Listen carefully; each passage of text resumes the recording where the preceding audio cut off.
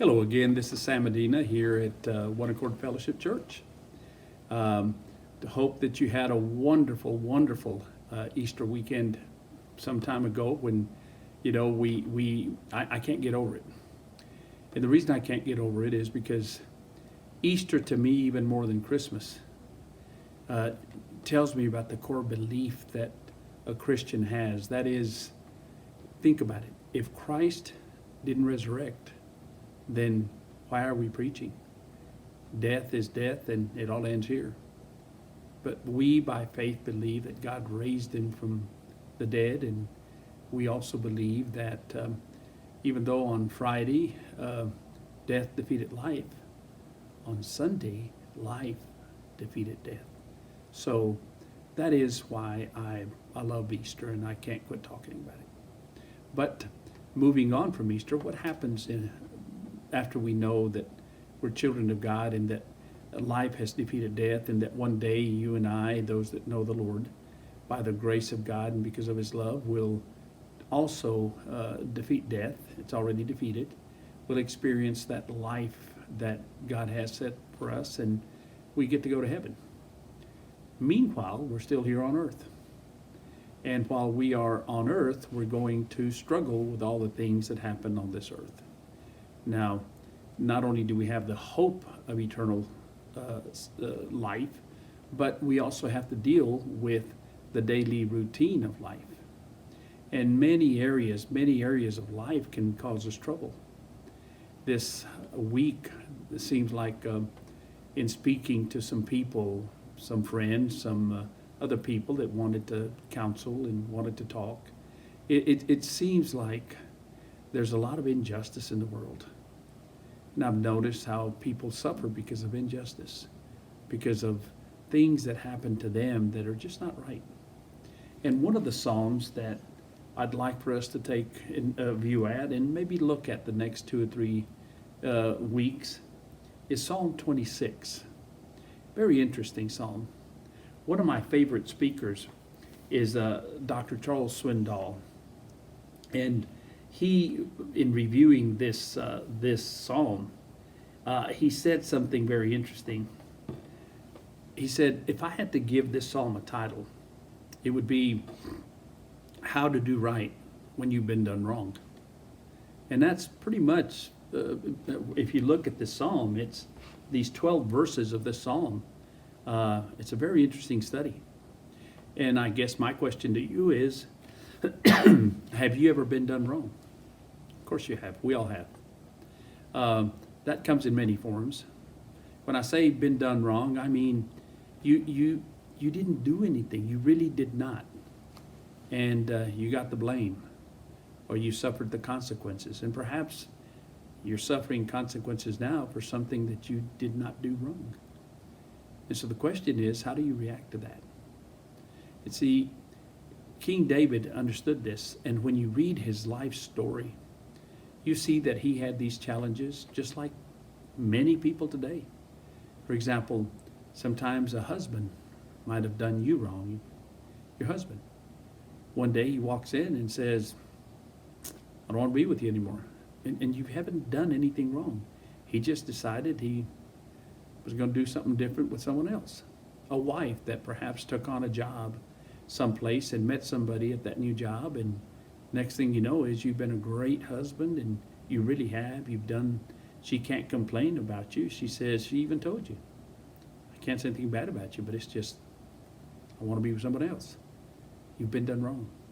That child that you've been helping because they some way, somehow got into substances, illegal substances, and they promised you after you sent them to a place where they could get clear of those drugs, and you send them to a rehab center, and you spend a lot of money, and they come home and everything's hunky-dory, and they have promised you that they'll never do it again, but they go do it again.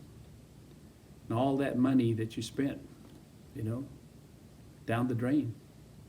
Perhaps a parent, you were in business with one of your parents, and for whatever reason, you discovered that they were not being honest with you. I mean, those things, as sad as they are, they happen. What about your employer who has promised you so many times that you're going to have that position or that you're going to get that raise, but he never does it. And you've done nothing wrong. He has nothing but praise for you, but you're being done wrong. What about that coworker that took credit for something you did and they got the raise or they got the promotion?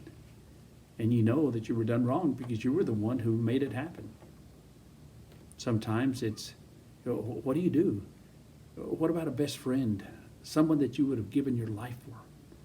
Maybe there was a misunderstanding, not because you did something wrong, but perhaps that friend took it wrong and was told something, and now they won't talk to you. They don't like you. They talk badly about you. You've been done wrong. I think Dr. Swindoll is correct. Maybe we need to figure out how to do right when we've been done wrong. And Psalm 26 is all about that. As you read it and you study it, you hear from the heart of King David. He's going, I have been done wrong here, and I didn't do anything wrong, but God, I am appealing to you. And I think that's the answer. I think you can appeal to God, but you have to do it the way King David did it. And it's very interesting. Let me read you the first verse. We're going to talk about the first verse today, and hopefully we can finish it during this time, this study. But if not, we'll finish it next week, God willing. Psalm 26, a Psalm of David. And there's 2 or 3 different versions. The King James, the New King James, the International Version. There's so many versions of the Bible out there. And they vary just a little bit, but they don't vary enough to change what it means, because you'll see in a minute what I'm talking about. The words, they're synonyms of words that one Bible might use, and another synonym might be used by another Bible version. And so they mean the same thing. This one, for example, this is the New International Version, and it reads, Vindicate me, O Lord, for I have led a blameless life.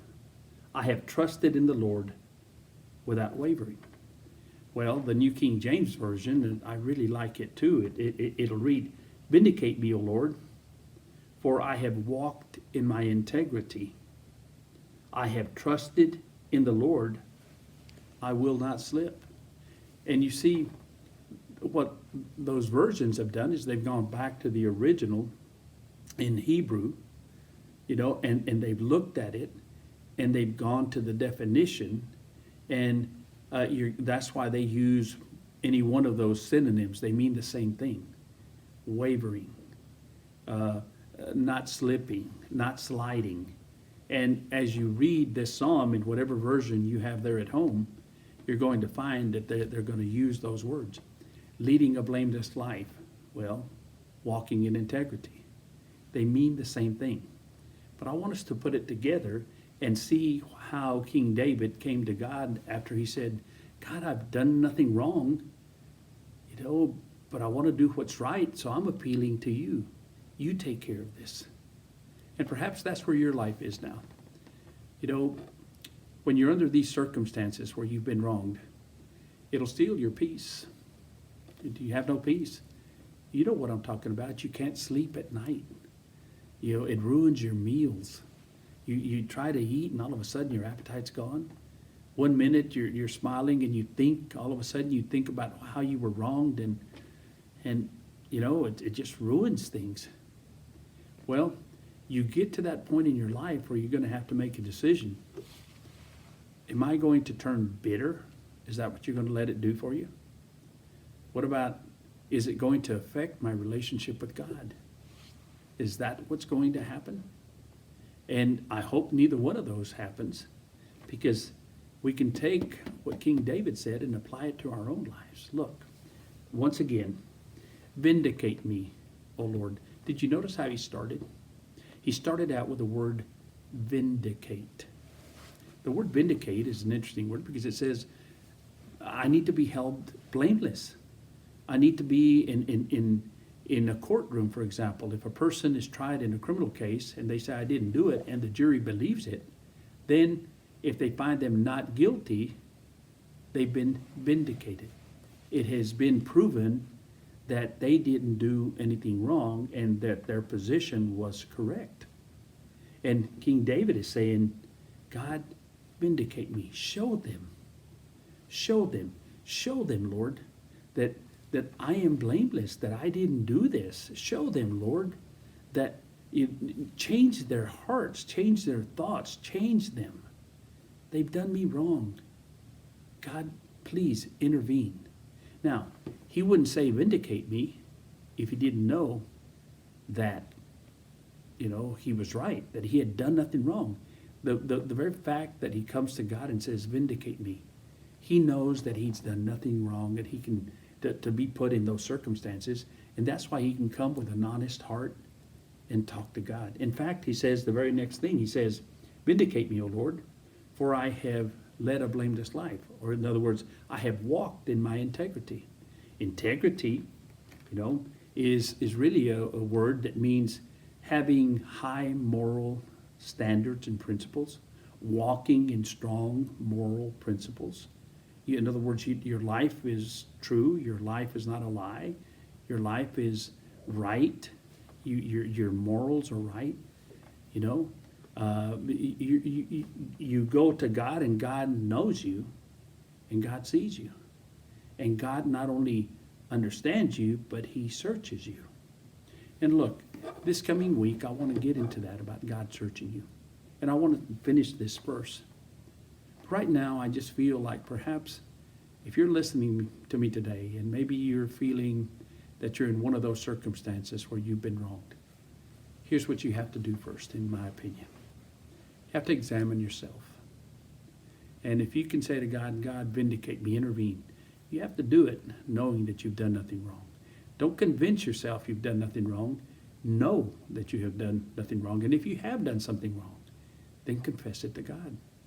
Say, God, I did something wrong here, and I'm partially to blame because of what I did. But that doesn't mean I can't come to you, God. Forgive me and help me, Lord, to lead me, give me wisdom to be able to correct this somehow. And you do it, God. You work. Let your hand be at work here. And then, Lord, some way, somehow, just work in their heart. Or if you've done absolutely nothing wrong, just say, God, vindicate me. Show me to be blameless. Show me to be without wrong in this, and show them that. Work in them. Change them, please, Lord. Now, don't start telling God how to change them, because you're not God. You just put things in his hands, and you wait upon the Lord and let him do the changing. I pray that you who are listening, if this was for you, then take it. Go read that verse. All you have to do is read that first verse. Next week we want to continue with this, and we want to see what else King David did so that he could be vindicated and helped. And then we're going to see some things that he relied on, knowing that God, things that he did and things that he did not do, knowing that God would take care of this. And that was a security that he had. God bless you, and may the Lord be with you in whatever circumstance you find yourself in today.